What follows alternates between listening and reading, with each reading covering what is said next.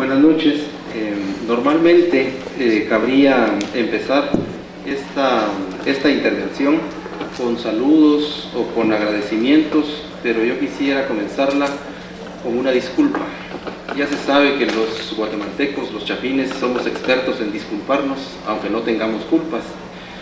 Pero en este caso yo quisiera disculparme por no haber escrito algo sobre la novela, pero la verdad es que trabajar en la Universidad de San Carlos durante este semestre ha sido azaroso y ha sido difícil en la medida en la que la universidad está haciendo, comentaba yo con Gerardo hace un momento, como que si no pasó nada, y los 55 días que estuvo cerrada como que si no fue nada, y entonces ahora tiene uno que estar con exámenes, con un montón de cosas, como que si el semestre hubiera sido normal. Y en segundo lugar, quisiera también decir hacer más bien una confesión, y es que me siento intimidado. Y me siento intimidado porque estoy a la par de un premio nacional de literatura, y también a la par de alguien que, como decía Raúl Figueroa hace un momento, ya debería hacerlo. Y que posiblemente no lo es porque a algunos paisanos les cuesta ver ojos bonitos en otra cara, ¿no? En todo caso, les pido, dadas las dos premisas anteriores, que tengan una cierta indulgencia hacia las pobres nociones que yo pueda expresar en comparación con quien estoy sentado acá. Quisiera comenzar diciendo que tal vez Gerardo, cuando me pidió que comentara este libro, me lo pidió pensando que yo le iba a hacer un favor, o pidiéndome un favor. Y la primera reflexión quisiera yo que fuera por lo contrario. Es decir, es él quien me hace un favor a mí. Y me lo hace porque esta es una novela buena, porque esta es una novela bien escrita, porque esta es una novela ingeniosa, y básicamente porque me hizo recordar algunos libros importantes, algunos libros que he leído en algunas ocasiones, tal vez en algunas repetidas ocasiones, y me hizo encontrar en estos libros cosas que posiblemente no había sido capaz de ver antes. Me hizo recordar, por ejemplo, La República de Platón, un libro escrito hace alrededor de 25 siglos, época en la que la democracia ya estaba en crisis. Es decir, algo de ingenuos debemos tener si seguimos confiando en la democracia después de que hace 25 siglos ya estaba en crisis, ¿no es cierto? Platón escribe ese libro quizá para oponerse a la democracia, quizá para afrontar la crisis de su tiempo, pensando o postulando un gobierno lo más alejado que podamos imaginar de la democracia. Es decir, Platón, entre otras cosas, ¿no?, escribe ese libro alrededor de los 60 años, básicamente para responder a una crisis de su tiempo, que no solo es la crisis de la democracia, sino la crisis tal vez más álgida, ¿no?, y más cruda, que provocó la terrible guerra del Peloponeso en el mundo griego. Me hizo recordar también un libro que se escribió tal vez unos 9 siglos después del de Platón, que se llama Las Confesiones, un libro de un santo de la Iglesia, un libro de San Agustín, en el que San Agustín intenta, según yo lo veo, también afrontar una crisis de un imperio muy grande y muy poderoso, que había ejercido una herramienta y que había usado una herramienta con mucha eficacia, pero que esa herramienta empezaba a desgastarse. Los romanos habían utilizado la ley con mucha eficiencia, no solo como ius civiles, sino como ius gentium también, pero en el siglo IV después de Cristo esto empezaba a desgastarse, y acaso se necesitaba el fino, ¿no?, entendimiento de un hombre como San Agustín para entender que una ley distinta tenía que sustituirla, y que tenía que ser una ley tan distinta que no viniera de ningún poder, sino que estuviera sembrada en el corazón de cada hombre.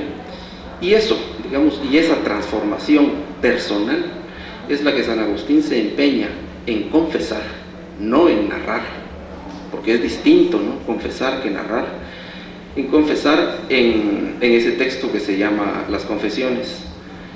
Me hizo recordar también un libro que tal vez se escribió unos 1000 años después que San Agustín, que se llama Los Ensayos, y que lo escribió un francés de origen judío en el sur de Francia, que se llamaba Montaigne, Michel de Montaigne.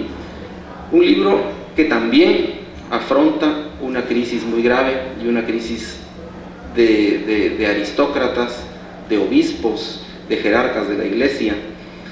Un libro que seguramente es la versión intelectual, digamos, o cuesta decir que Montaigne es intelectual, ¿no?, pero digamos la versión pseudointelectual de lo que Shakespeare hacía con el teatro y de lo que Cervantes hizo con la novela. Una época de gran escepticismo, al grado que en uno de los ensayos Montaigne es capaz de decir por alto que sea el trono sobre el que está sentado un obispo o un rey, en definitiva no está sentado más que sobre su propio trasero. Es decir, estos 3 libros vinieron a mi memoria cuando leía el libro de Gerardo, y vinieron a mi memoria por lo que he venido mencionando en cada uno de los ejemplos, porque este libro de Gerardo también intenta, creo yo, y por supuesto logra hablarnos de una crisis y darle la cara a una crisis que es la crisis de nuestro tiempo, que es la crisis que de alguna forma nos ha tocado vivir a todos nosotros y que nos está tocando vivir a todos nosotros. Quizá para hablar de eso sea bueno recordar, o sea bueno decir que vivimos en un mundo en el que todo se erosiona, ¿no?, en el que todo se desfigura y se difumina, así sea el Imperio de Roma, o así sea un alcalde que parece atemporal, ¿no? Es decir, cualquier cosa se erosiona en el tiempo. Y esta novela parece decirnos que hay detonantes que explotan cuando las condiciones de acumulación son las debidas, ¿no? Cuando las condiciones de acumulación llegaron a ese punto que tal vez todos nombramos a veces como la gota que rebalsa el vaso. Surgen temas cuando uno lee la novela de Gerardo que no necesariamente tienen que ser los mismos para cada quien. Es decir, yo les puedo hablar de mi lectura, cada uno de ustedes tendrá que hacer la propia, pero los temas que para mí surgieron cuando iba leyendo la novela eran los temas de la frontera, por ejemplo. Otro tema que me surge también cuando leo esta novela es el tema del perdón. Es decir, este es un tiempo en el que las fronteras se desdibujan, en el que las fronteras se borran.